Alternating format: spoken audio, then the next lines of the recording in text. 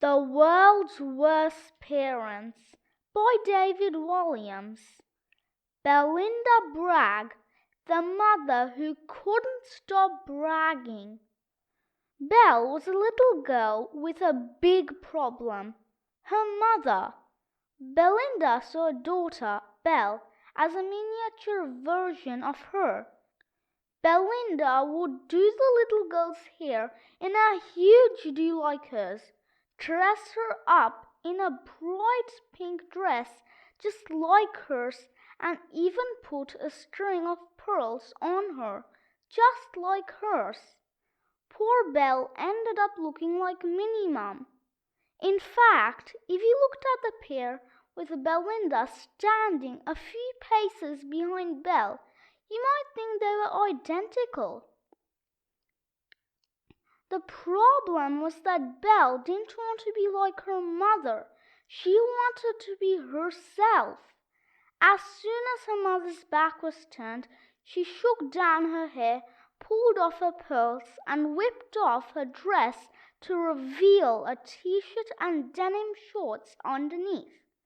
Now that Belle looked like herself, Belle felt like herself. Wally fact. This is something I invented called perspective.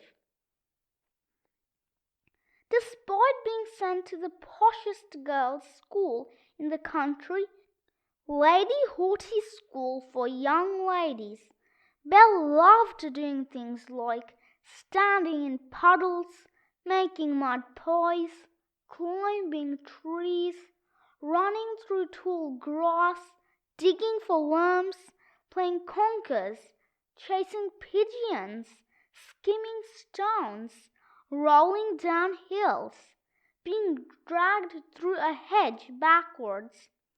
Every afternoon when Belle trudged out of Haughty's school, she would go bright red with embarrassment at seeing what her mother had on that day. A fake fur coat in the height of summer, sparkly diamond earrings with gems so big and heavy her earlobes dropped down to her bottom, designer sunglasses spotted with rubies, a bull gown with a train as long as a football pitch, a mock crocodile skin handbag over her wrist that was so large you could fit an actual crocodile in it. "Oh, Mum, no," thought the girl, as she paced nearer and nearer to the school gates. Belle could hear her mother holding court with all the other parents waiting for the little princesses. Belinda would brag and brag and brag. Each day of the week she would make up some fresh nonsense. "I took my Belle out of sports day because I didn't feel it was fair on all your girls. I'm sorry to say my Belle would win every single race," she boasted one Monday. "Mom," bawled Belle, desperate for her to stop going as red as a tomato. "My Belle is only 12, but all the teachers say she is a genius. She could go straight to university, but it just won't be fair on the students there. Should show them all up," Belinda boasted on Tuesday. "No, stop," pleaded her daughter, going as red as a postbox.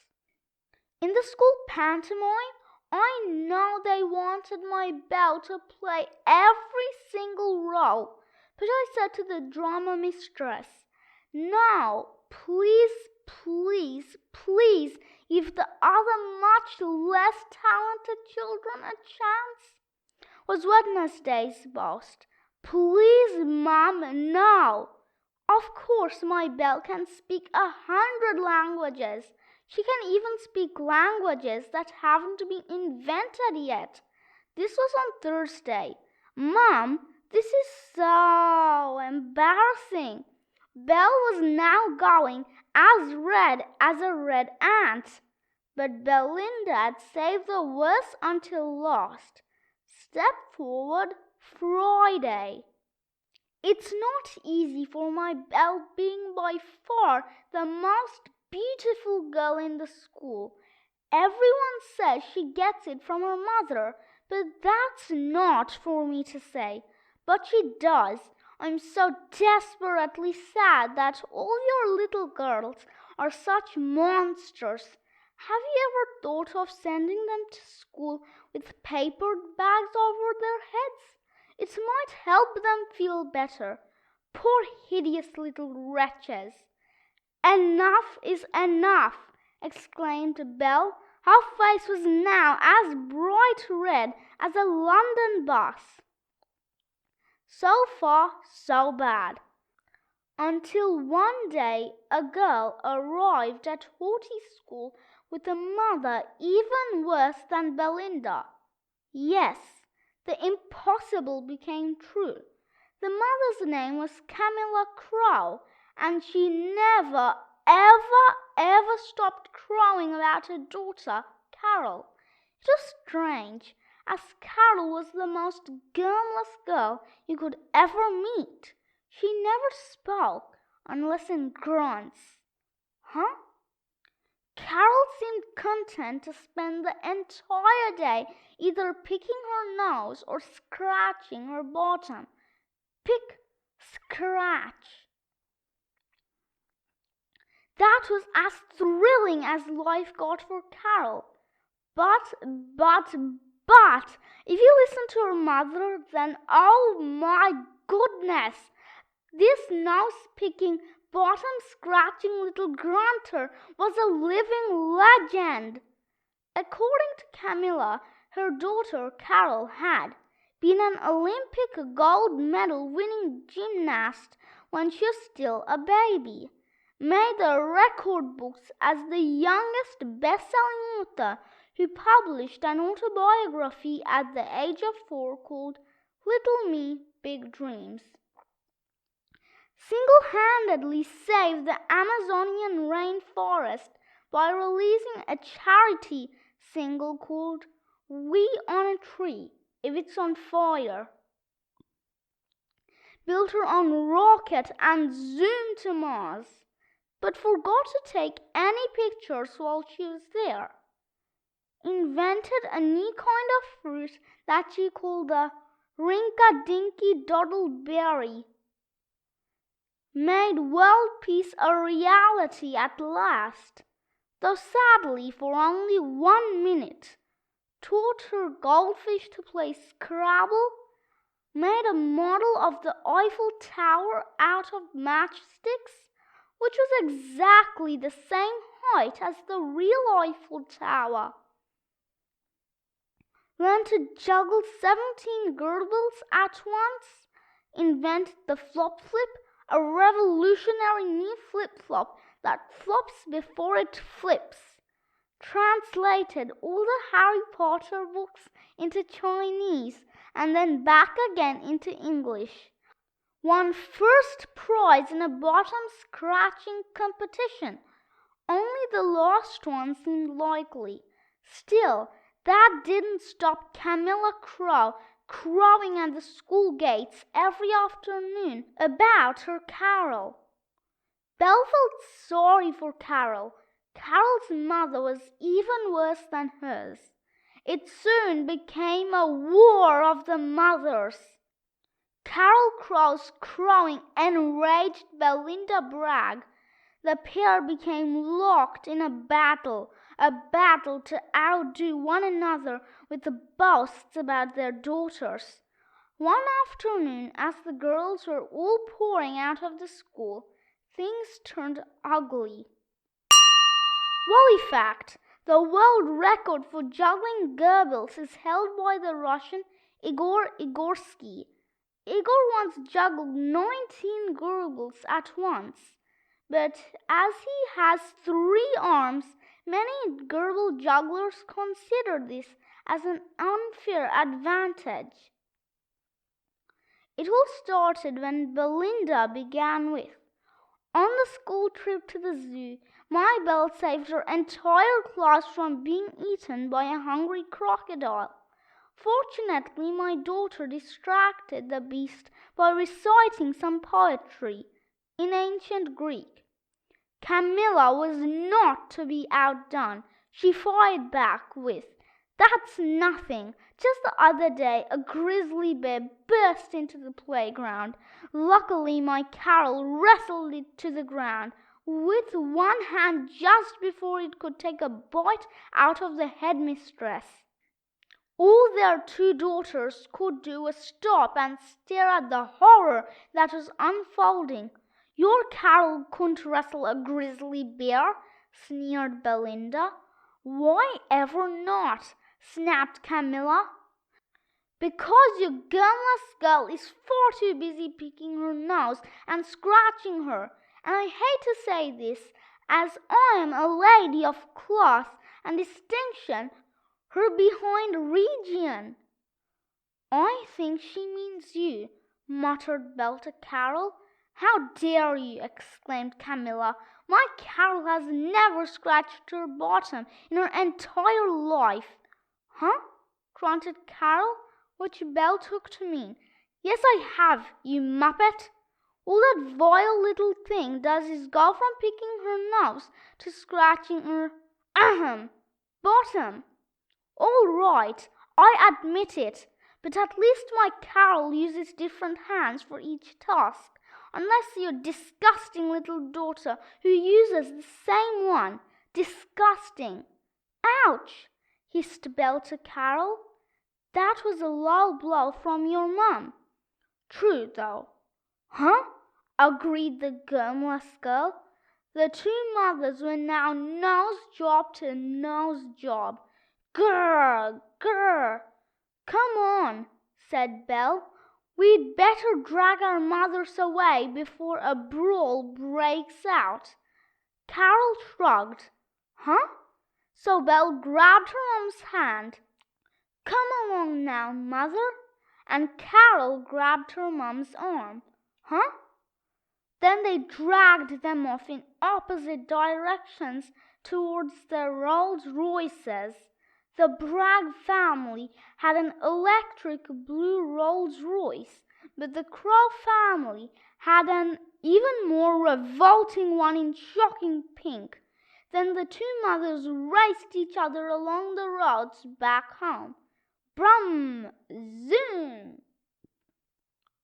Once at their respective country houses, Belinda and Camilla could seethe in peace.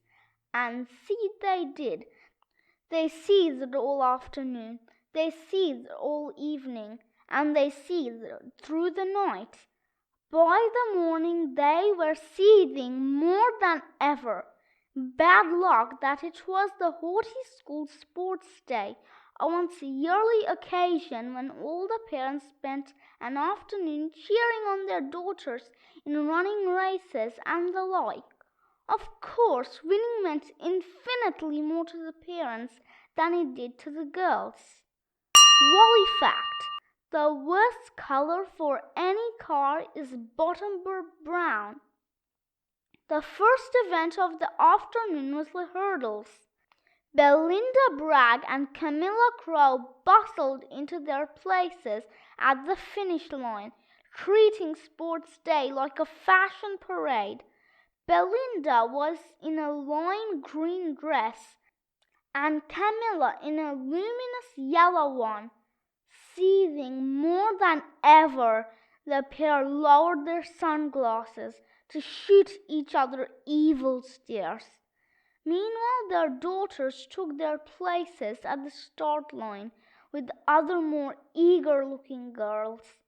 Belle couldn't give a stuff about winning. She knew she wasn't the fastest or the strongest, and didn't mind one bit. The girl was good at other things, like standing in puddles.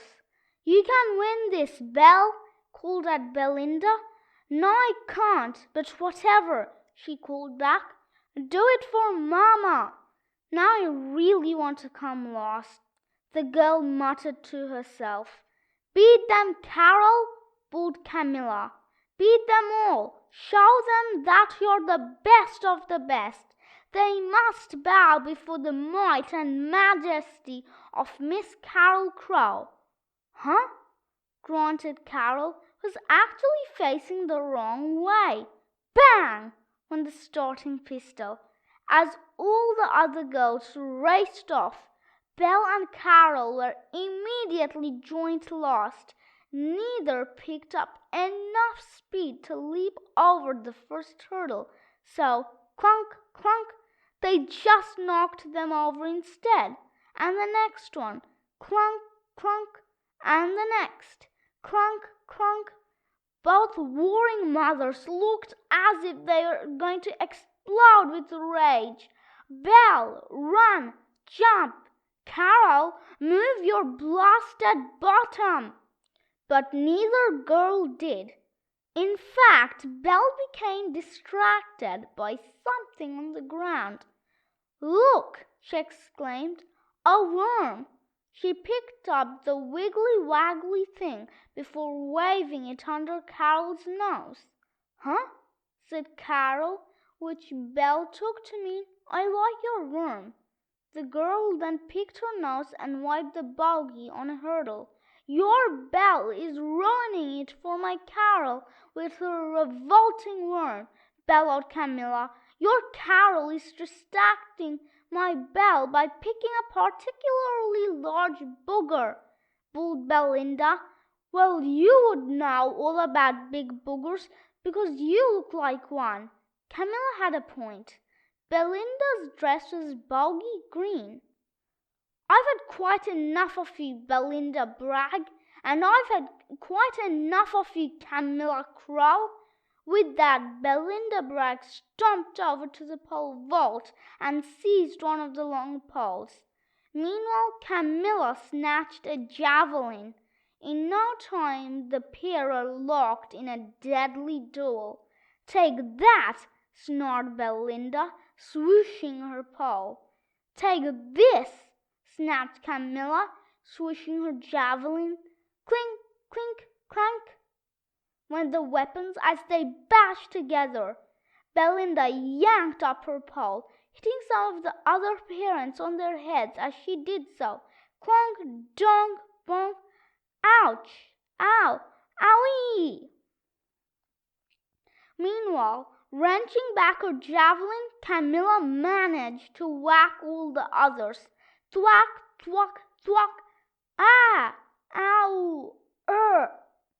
Soon all the posh parents were arming themselves to join in the fight. Everything on the sports field became a weapon.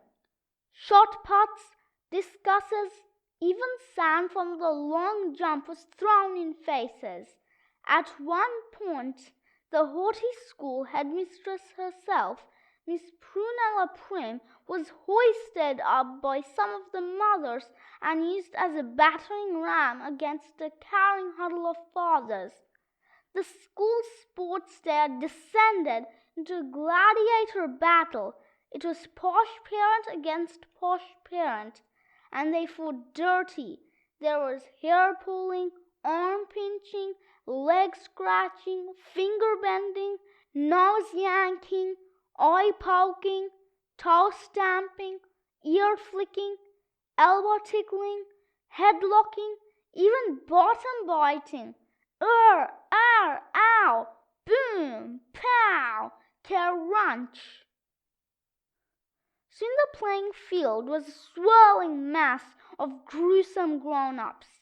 The girls all stared open-mouthed in shock as their parents bashed and bawled at each other. "Your daughter has a wonky fringe. Your daughter looks like a guinea pig. Your daughter stinks of turnips." Still holding the worm, Belle shouted over the din. "Girls, who thinks our mums and dads are a bunch of fruitcakes?" The girls cheered in agreement. Hurrah! None cheered louder than Sisters Sophie and Anna, whose mother was yanking the nostril hair of one of the fathers. "Ah! So who fancies bunking off sports day and being dragged through a hedge backwards instead," called out Belle. This was the girl's second favorite thing, after standing in a puddle, of course. "Yes," cried all the girls except Carol. Carol grunted, "Huh?" which Belle took to mean yes. In no time the girls were having a whale of a time, laughing, joking, climbing trees, skipping through the fields and making up games, and best of all, picking their noses and scratching their bottoms to their heart's content, preferably with the same hand. The girls were being happy, being themselves, while their parents made absolute fools of themselves.